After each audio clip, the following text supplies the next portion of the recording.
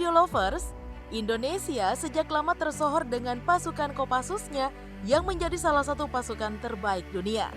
Ternyata nih di dalam satuan elit itu terdapat sebuah unit khusus yang tersembunyi loh The Lovers.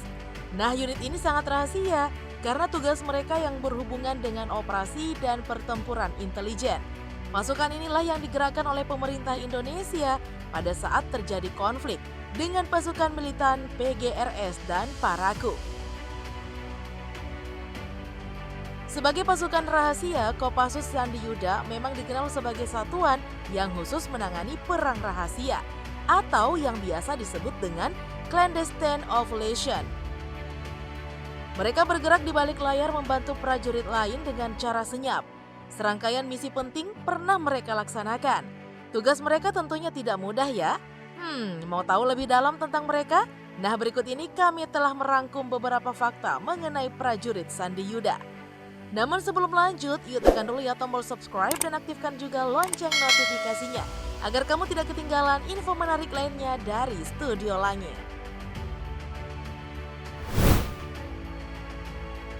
Yang pertama, Kopassus terdiri dari 3 grup komando.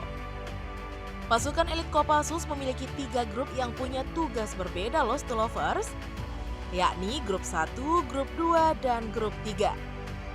Nah di antara ketiganya hanya grup 3 lah yang memiliki keahlian tambahan, yaitu spesialisasi intelijen dan peperangan rahasia. Sementara itu grup 1 dan grup 2 memiliki fungsi dan tugas pokok yang sama, yakni para komando atau disingkat Prako, yang memiliki kemampuan seperti operasi lintas udara hingga penyerbuan amfibi dari laut. Sesuai tugasnya dalam bidang intelijen, grup 3 disebut sebagai Satuan Sandi Yuda. Nama yang diambil dari pasukan mata-mata era Majapahit, Telik Sandi.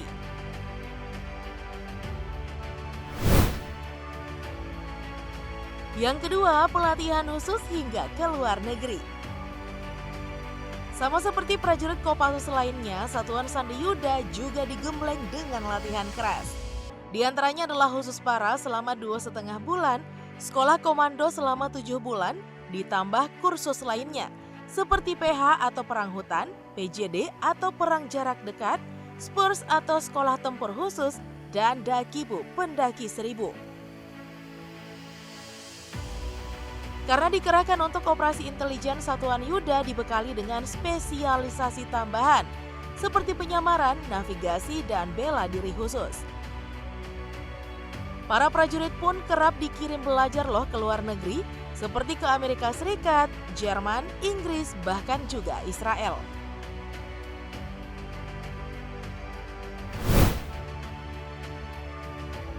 Yang ketiga, tugas sejati sang pasukan bayangan. Selain menggelar operasi intelijen, pasukan Sandi Yuda sejatinya bergerak leluasa. Dalam arti tanpa terikat dengan konvensi internasional dan hukum humaniter perang.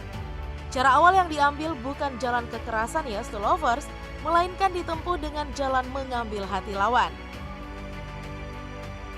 Jika gagal, kekerasan dan peperangan senyap menjadi jalan terakhir bagi mereka.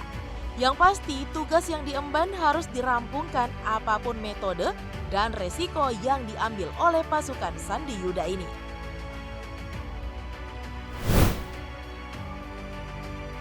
Yang keempat, misi khusus yang pernah diemban.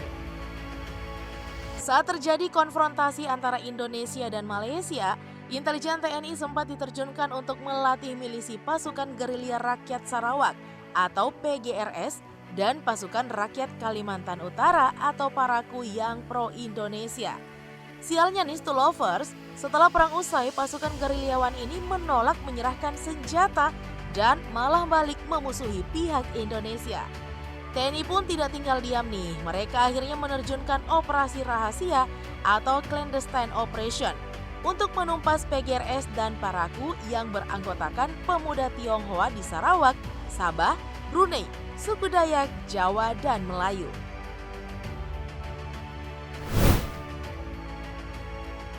Yang kelima, kisah heroik pasukan Sandi Yuda saat bertugas.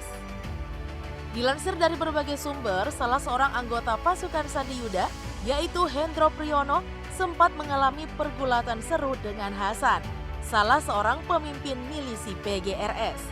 Ia bergerak secara senyap bersama satu unit kecil dengan 8 anggota mengitari sebuah gubuk tempat targetnya berada. Nah, saat itu anak buahnya berhasil membunuh seorang penjaga yang bersenjata api secara senyap menggunakan sangkur.